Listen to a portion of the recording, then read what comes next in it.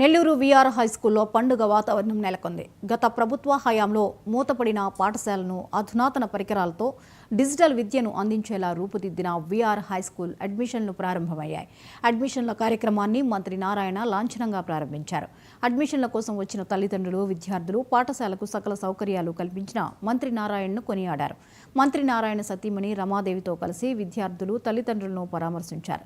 గొప్ప చరిత్ర ఉన్న స్కూలు వైసీపీ హయాంలో మూతపడిందని, ఈ ఏడాది నర్సరీ నుంచి 9వ తరగతి వరకు తరగతులు నిర్వహించి వచ్చే ఏడాది నుండి ఇంటర్మీడియట్ వరకు కార్పొరేట్ స్థాయి విద్య అందిస్తామని డాక్టర్ పొంగూరు నారాయణ చెప్పారు. ఉదయం అల్పాహారం, మధ్యాహ్నం భోజనం, సాయంత్రం స్నాక్స్, రవాణా సౌకర్యాలను ఉచితంగా అందించి విద్యార్థులకు డిజిటల్ బోధన చేయనున్నట్లు మంత్రి చెప్పారు. వీఆర్ పాఠశాలను తిరిగి ప్రారంభించి ఎన్నికల సమయంలో ఇచ్చిన మాట నిలబెట్టుకున్నానని మంత్రి చెప్పారు. ఈ కార్యక్రమంలో పలువురు పుర ప్రముఖులు, ముఖ్య నాయకులు పాల్గొన్నారు.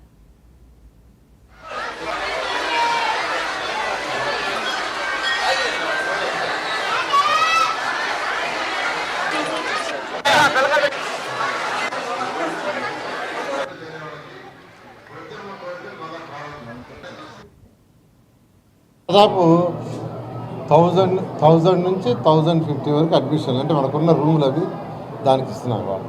థ్యాంక్ యూ, నమస్కారాలండి. ఈరోజు నిజంగా నాకైతే చాలా చాలా ఆనందంగా ఉంది.